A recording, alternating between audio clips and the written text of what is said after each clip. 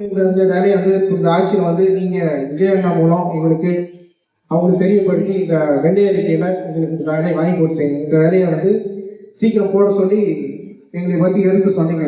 ஆனா இப்ப இதுல ஒரு சின்ன ஒரு புதுசா ஒரு பிரச்சனை வந்தது. என்ன அப்படின்னா, இதுல ஏற்கனவே வேலை பார்க்கிற ஒப்பந்த ஊழியர்கள் இவங்களை எடுக்கக்கூடாது அப்படின்னு சொல்லிட்டு பல கட்ட போராட்டங்கள் பண்ணிட்டு இருக்காங்க. அதனால இந்த வெள்ளை அறிக்கையில அறிவிச்சபடி எங்களுக்கு இந்த வேலை போறது கொஞ்சம் தாமதமா இருக்கு. ஏன் அப்படின்னா, இது முன்னாள் அமைச்சர் அதுக்கு முன்னாள் அமைச்சர் வந்து தங்கமணியை வந்து ஒரு புதுசா ஒரு கேங்மேன் வந்து உருவாக்குனாரு. இதுல வந்து எல்லாத்தையும் கலந்துக்க சொன்னாரு. அப்ப இருந்த சங்கங்கள் வந்து என்ன பண்ணாங்க அப்படின்னா, இல்ல நீங்க புதுசா எதையும் எடுக்கக்கூடாது, ஒப்பந்த ஊழியரை வந்து இருக்கிறாங்க ஆல்ரெடி, அவங்களை நீங்க எடுங்க அப்படின்னு சொல்லி சொன்னாங்க. சரி, அந்த லிஸ்ட்டை கொண்டு வாங்கன்னு சொல்லும்போது ஒவ்வொரு சங்கம் கிட்டத்தட்ட ஒரு 18 சங்கம் அங்கீகாரப்பட்ட சங்கம் இருக்கு. அந்த சங்கம் வந்து என்ன பண்ணாங்க அப்படின்னா, அவங்கவுங்களுக்கு இதுல இருக்கிற வேலை பார்க்குறவங்க மற்றவங்க அவங்க நிறைய பேர் வந்து கொடுக்கும்போது, இப்போ ஒவ்வொரு சங்கத்திலையும் இருக்கிறவங்க இன்னொரு சங்கத்திலையும் இருக்கிறாங்க. அப்போ லிஸ்ட் கொடுக்க முடியாது. அப்போ சங்கங்கள் மூலமா சேரும் போது அந்த லிஸ்ட் வந்து பெருசா போனால முன்னாள் அமைச்சர் வந்து என்ன பண்ணிட்டாருன்னா, நான் இல்லை, இது வந்து அதிகமா போகுது, நான் வந்து போட்டித் தேர்வு வைக்கிறேன், எழுத்து தேர்வு உடல் தேர்வு நான் வைக்கிறேன், அதுல நீங்க ஜெயிச்சு யார் வரீங்களோ நான் அவங்கள வேலைக்கு எடுக்கிறேன்னு சொல்லி சொன்னாங்க. பட் அதுல விருப்பம் இருந்தவங்க ஒப்பந்த ஊழியரும் அதுல கலந்துக்கிட்டாங்க. இதுல படிச்ச இளைஞர்கள் அவங்களும் கலந்துக்கிட்டாங்க. அதுல வந்து ஏற்கனவே வேலை பார்த்தவங்க ஃபெயிலாகவும் ஆயிருக்கிறாங்க, படிச்ச இளைஞர் பாஸ் ஆகிருக்காங்க, ஃபெயிலாக ஆயிருக்காங்க. இப்போ அவங்கெல்லாம் ஒரு லிஸ்ட் படி ஒரு 5000 பேர் எடுத்துட்டாங்க. அதுக்கு இவங்க என்ன பண்ணிட்டாங்க, அந்த ஒப்பந்த ஊழியர் வந்து போய் கேஸ் போட்டாங்க. நான் இந்த வேலையை எடுக்கக்கூடாது, நாங்கள் ஆல்ரெடி இந்த ஒப்பந்த ஊழியர் நாங்கள் இருக்கணும்னு சொல்லி கேஸ் போட்டதுல அவங்க வந்து அதில் தோத்துட்டாங்க. அந்த கேஸ் வந்து சாதாரணமாக அமைச்சருக்கு வந்தனால இரவு நைட்டு 12 மணி அவர் வந்து அந்த வேலையை எல்லாத்தையும் போட்டனால இருக்கிறவங்க ஃபெயில் ஆனவங்க அப்போதைக்கு வந்து போராட்டம் பண்ணாங்க. நாமளும் வந்து 0 மார்க் 2 மார்க் அந்த 9613 பேர்ல 0 மார்க் 9 மார்க் எடுத்தவங்களையும் உள்ள வேலைக்கு போட்டனால நாங்களும் போய் போராட்டம் பண்ணோம், அவங்களும் போராட்டம் பண்ணாங்க. எப்படி இப்படி வந்து நீங்க 0 மார்க் எடுத்தவங்க சொல்லலாம், நாங்க ஒப்பந்த ஊழியர் இருக்கிறோம்னு சொல்லிட்டு அவங்க ஒரு கட்ட அங்கிட்டு போராட்டம் பண்ணாங்க, நாங்க இங்கிட்டு போராட்டம் பண்ணோம். இதுல அப்போதைக்கு அவங்க போராட்டம் பண்ணிட்டு அவங்க அப்படியே போயிட்டாங்க. ஆனா நாங்க என்ன பண்ணோம், ஒவ்வொரு அதிகாரியும் பார்த்தோம், ஒவ்வொரு அமைச்சரையும் பார்த்தோம், அண்ணன் உங்களையும் நாங்க பார்த்து நாங்க இருக்கிறோம் அப்படின்னு சொல்லி எங்களை மீறி இருக்கிறவங்க எடுங்க அப்படின்னு சொல்லி முன்னாள் அமைச்சர் அறிவிச்சபடி 3 மாசம் கழிச்சு வேலை எடுக்கதான் எங்களை சொல்லியிருந்தாங்க. அதன் பின்னாடி எங்களை எடுங்கன்னு சொல்லிட்டு ஆட்சி மாற்றத்துக்கு அப்புறம் திமுகலையும் நாங்க போராட்டம் பண்ணி உங்களையும் நாடி வந்து நாங்க இவ்வளவு தூரம் வந்திருக்கிறோம். ஆனா இப்ப திரும்பவும் எங்களை அறிவிச்ச பின்னாடி இவங்க ஏற்கனவே மறையேறி ஃபெயிலா பண்ணவங்களும் ஏற்கனவே கேஸ் போடுறவங்களும் எல்லாம் ஒண்ணு சேர்ந்து ஒரு சில சங்கங்கள் மூலம் ஒண்ணு சேர்ந்து அவங்களும் ஒரு புதுசா ஒரு சங்கம் 200 300 போட்டு அவங்களும் ஒரு புதுசா ஒரு சங்கத்தை உருவாக்கி இப்ப இந்த வெள்ளை அறிக்கையில அறிவிச்சதை நிப்பாட்டுறதுக்கு என்னென்ன வந்து பிளான் பண்ணி என்னென்ன பண்ணணுமோ அதெல்லாம் பண்றாங்க. அதனால இப்ப வந்து இப்ப புதுசா வந்திருக்க அமைச்சர்களும் அதை பத்தி பேசுறதுக்கும் அதை எடுக்கிறதுக்கும் கொஞ்சம் தயக்கம் காட்டுறாங்க. வெளிப்படைத்தன்மையா எதுவும் நடந்துக்க மாட்டேங்குது. அந்த வெள்ளையறி அறிக்கையில அறிவிச்சதோட அது அப்படி நின்று போற ஒரு சூழ்நிலை உருவாகி அதை தெரியப்படுத்துதான் அவங்களுக்கு நான் வந்திருக்கோம். இவ்வளவு பேர் வந்து இதுல அண்ணா இதுல வந்து அண்ணா உட்காந்து நான் பேசுறேன். ஏன்னா இதுல வந்து விடுபட்டு கேட்கணும், அவரும் விடுபட்டு கேட்கணும். ஆனா இதுல இருக்கிறவங்களும் ஒப்பந்த ஊழியர்கள் கிட்டத்தட்ட ஒரு 3500 பேர் இருக்கிறாங்க. இப்போ ஒரு 1500 பேர் படிச்ச இளைஞர்கள் இருக்கிறாங்க. ஸோ அப்படி இருக்கும்போது இவங்க வந்து ஒப்பந்த ஊழியர் வந்து இங்கிட்டும் வேலை கிடைச்சா பரவாயில்ல, இங்கிட்டும் வேலை கிடைச்சா பரவாயில்லன்னு அவங்களுக்கு வந்து திக்கு கிளறிட்டு அங்கிட்டும் போறாங்க இங்கிட்டும் போறாங்க. ஆனா இப்ப இந்த ஒப்பந்த ஊழியர் போராட்டம் நிறுத்தணும்னா இந்த விடுபட்ட கேட்கலான்னு கிட்டத்தட்ட ஒரு 3500 பேர் ஒப்பந்த ஊழியர் இதுல இருக்கிறாங்க. இதை போட்டாலே பாதி பிரச்சனை சால்வ் ஆயிடும். அப்படி இருக்கிறவங்க ஒரு சில பேர் ஒப்பந்த ஊழியர் இருந்தாங்கன்னா அதை கணக்கெடுத்து போடுறதாக சொல்லி அமைச்சர் சொல்லியிருக்காரு. ஆனா இப்ப நடக்கிற சூழ்நிலை இதுல ஒப்பந்த ஊழியர் இருக்கிறாங்க, விடுபட்ட கேங்மேன் இருக்கிறாங்க. எங்களை போட்டு அந்த பிரச்சனை முடிஞ்சிடும். ஸோ அந்த ஒரு பிரச்சனைனால இது அப்படியே தடவாட்டி நிக்குதுதான். அதுக்கு நீங்க தான் அமைச்சருக்கு இதை எடுத்து சொல்லி எங்களுக்கு அந்த வேலையை வாங்கி கொடுக்கணும். அதுக்குதான் இப்ப உங்களை தேடி நாங்க வந்திருக்கோம். எப்பவுமே உங்களை தேடி தான் வந்திருக்கோம். இப்ப இந்த சூழ்நிலையும் உங்களை தேடி தான் வந்துட்டு இருக்கோம்.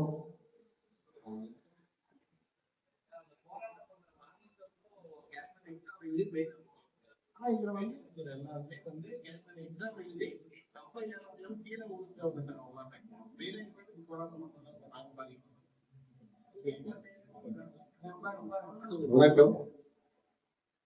விடுபட்ட கேங்மேன் தோழர்கள் அனைவருக்கும் என்னுடைய வணக்கத்தை நான் தெரிவித்துக் கொள்கின்றேன். தொடர்ந்து கிட்டத்தட்ட ஒரு 5 வருஷமா இந்த பிரச்சனையை பார்த்துட்டு இருக்கணும்.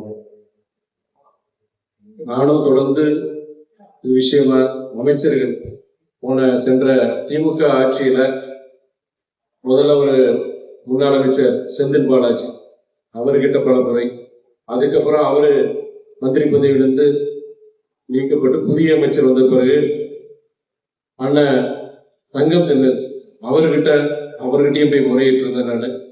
அதுக்கப்புறம் நம்மளுடைய முன்னாள் அமைச்சர் சிவசங்கர் அவர்கிட்டயும் நான் பேசினேன், விடவே இல்லை. நான் எப்படி நீங்க அங்கங்க போய் அதிகாரிகள் சந்திக்கிறது, முடிஞ்ச வரைக்கும் இது ஊடகங்கள் மூலியமா உங்களுடைய வழிகளை தெரியப்படுத்தினீங்களோ, நானும் முடிஞ்ச வரைக்கும் பல்வேறு தொகுதி வேலையா இருக்கட்டும், மாநில பிரச்சனையா இருக்கட்டும், இது விடுபட்ட கேங்மேன் நான் ஒரு தடவை உங்களுக்கு நான் வாக்குறுதி கொடுத்தேன். என்ன வாக்குறுதி? உங்களுடைய குடும்ப சூழ்நிலை, உங்களுடைய பிரச்சனைகள், வாழ்வாதாரம், பல பிரச்சனைகள் எல்லாம் புரிஞ்சுக்கிட்டு இந்த பசங்களுக்கு எப்படியாவது நம்மளால ஏதாவது உதவி செய்ய முடியும். நீங்க அதாவது இந்த பிரச்சனைக்கு ஒரு தீர்வு வந்தானா உங்களுக்கு என்ன சந்தோஷம் கிடைக்குமோ அதே சந்தோஷம் தான். என்னுடைய அரசியல் வாழ்க்கையில இந்த விடுபட்ட கேங்மேன் 3000 பேருக்கு நீங்க நாளைக்கு ஏதாவது வேலை கிடைச்சதுன்னா என்னுடைய இந்த அரசியல் வாழ்க்கையில இது முக்கியமான ஒரு சாதனையா இருக்குன்னு நினைச்சுதான் நான் தொடர்ந்து பயணிச்சுட்டு இருக்கேன். நான் விமான நிலையமா இருந்தாலும் சரி, பல்வேறு இடங்கள்ல போகும்போது 2 பசங்க வந்துருவாங்க, 2-3 பசங்க வந்துருவாங்க. வந்துட்டு அண்ணா நல்லா இருக்கீங்களா அப்படின்னு கேட்பாங்க.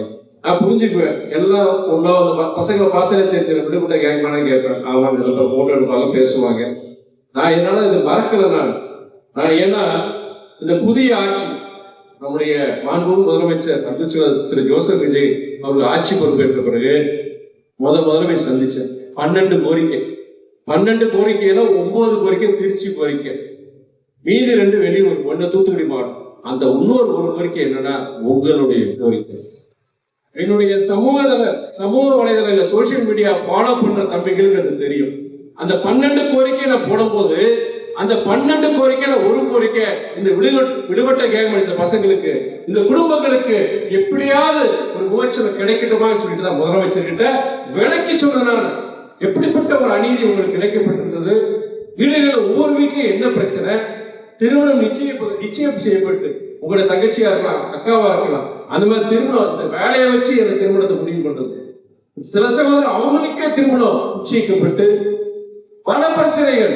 அந்த பசங்க சொல்லிட்டு நான் இந்த வாக்கு கொடுத்திருக்கிறேன், இது ஒரு பல்வேறு நிதி நெருக்கடி இருந்தாலுமே இது நம்ம செய்ய வேண்டிய விஷயம் சொல்லிட்டு முதலமைச்சர்கிட்ட சொன்னது மாத்திரம். அதுக்கப்புறம் மின்சாரத்துறை அமைச்சர் திரு நிர்மல்குமார் அவரை சந்திச்சு நான் இந்த கோரிக்கையை வச்சிருந்தாரு. அதுவே என்னோட சமூக வலைதளங்கள் அவர்கிட்டயும் ஒன்னு விலைக்கு சொல்லிட்டு நான் சொன்னப்போ அடுத்த சில நாட்கள்ல நான் திருச்சியில ஒரு ஆர்ப்பாட்டம் செய்து சரியா போறேன். இப்பதான் ஆட்சிக்கு வந்திருக்கிறாம ஆர்ப்பாட்டம் சொன்னா சரியா வராதுன்னு சொல்லிட்டு இந்த பிரச்சனையை குறித்து ஒரு மக்களுக்கு ஒரு விழிப்புணர்ச்சி ஏற்படுவதற்காண்டி, அரசாங்கத்துக்கு ஒரு விழிப்புணர்ச்சி ஏற்படுவதற்காண்டி ஒரு கூட்டம் சொல்லிட்டு அந்த கூட்டத்தை நம்ம அறிவிச்சிடும்.